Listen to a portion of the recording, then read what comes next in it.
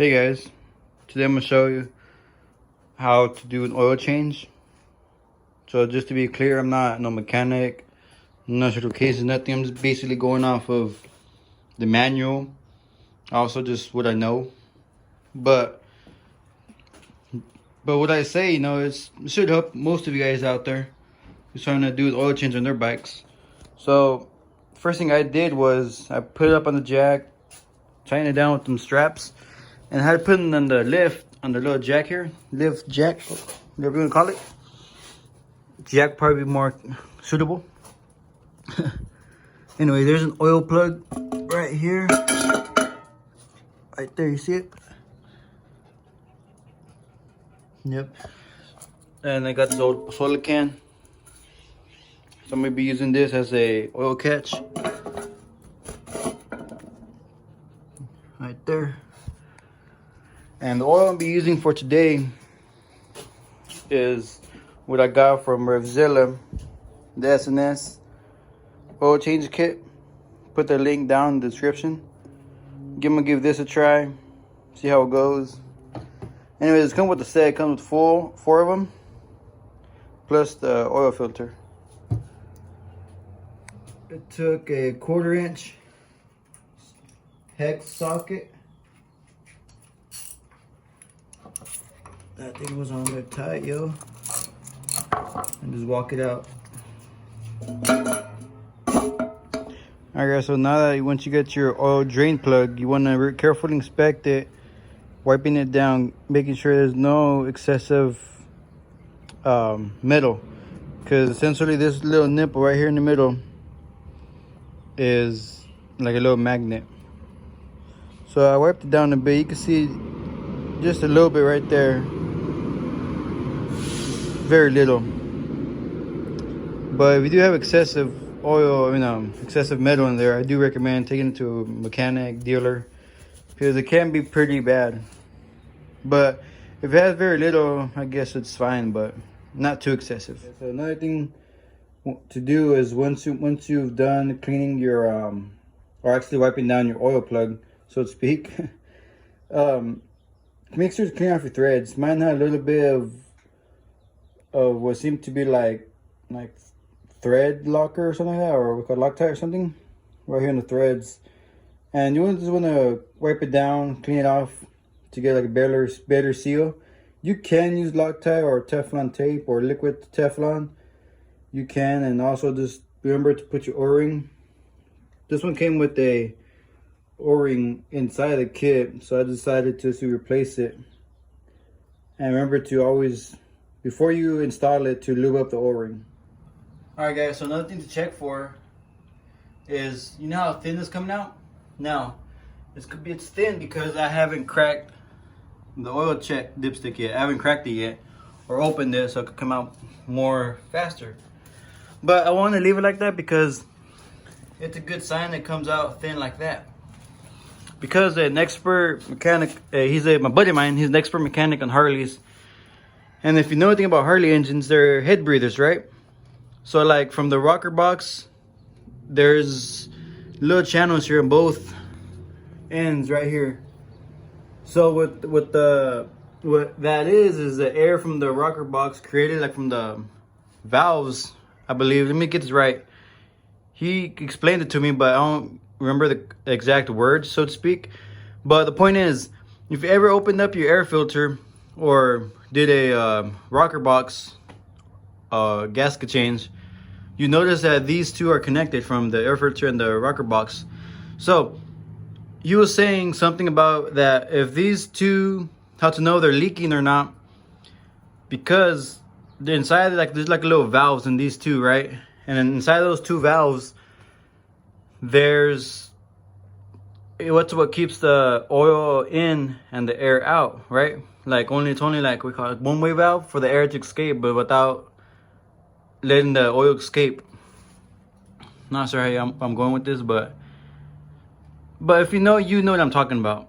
So since this is related to oil, you notice that it is, it's related. Like I mentioned, I'm not no expert mechanic, right? So this could be from all the models, or maybe he could just be speaking of touring models, since he has a Road Glide. And he was the one that was telling me about it. And yeah. So then, to speed up the process, let's crack this open up. Oh, never mind. Guess that was the end of it. But anyways, if you were to crack it, like leave it open like so, it'll come out thicker. But because I'm towards the end of it, now I guess I'm a little too late for that. I'm trying to explain what happens over there. So yeah. What to do is to remove the oil filter.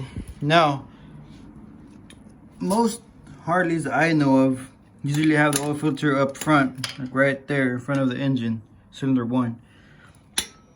I'm gonna use a oil filter wrench. It's not needed. Yeah, it might be, you know, but sometimes they can be on really, really tight, which they're not supposed to. Just supposed to be tight, but not too tight. Damage up the O-ring in there. So you want to loosen it up. Yeah, this thing's on really tight. Once you have removed the oil filter, you want to be careful to and have your oil catch pan ready down here, because if not, like it did right here, caught me off guard. Wasn't expecting when it was gonna start leaking, but it got me. No big deal. Clean up. And the manual on this specific model, the drain plug torque spec is 14 to 21 feet-pound of torque. So I did apply a little bit of Loctite just for an extra sealant. So what I'm gonna do is walk it in.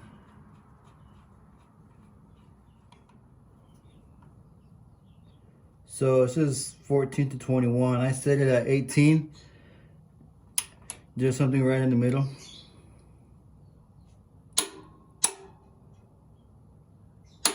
And to start it, what I usually do when I usually do oil changes is I put a little in there to start off.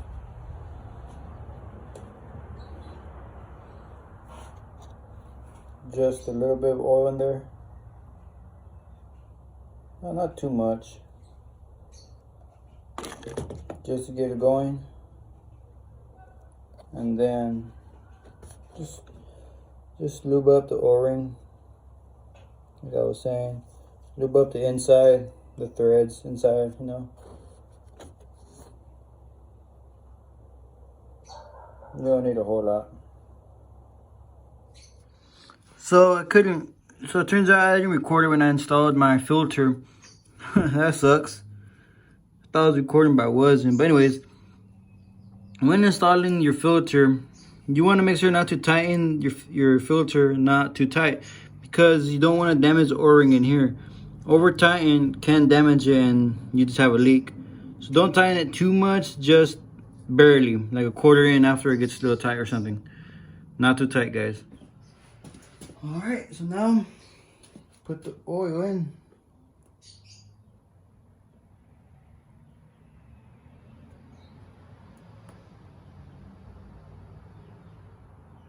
Alright guys, so another thing to check for, which I forgot to mention, when adding oil, keep an eye on your dipstick. Keep an eye that just every time you put a little bit of oil, keep checking it. Forgot to mention that the manual says 3.5, but I recommend just putting little by little and going by a dipstick, and of course after your test ride. Alright guys, so once you've done putting in your oil, you want to let it run for a bit, take it a little test ride to make sure, get the oil pumping. And once you come back from the ride, I can see I just wiped it and I just left it in here. You want to check your level. Mine seems about right. So you guys just want to make sure, and once your oil is good. Alright guys, so another thing to check for is leaks. If it leaks from the oil filter, and well, I should put, okay, so when you took off the oil filter and it dripped a bit, I guess it's fine if it drips a little bit because you make a mess on the way out, but it should clean up in a few rides, or after a while it should clean up by itself. Check the drain plug too. Make sure nothing's leaking. And other than that, that's about it. Thank you for watching and see you in the next one, mi gente.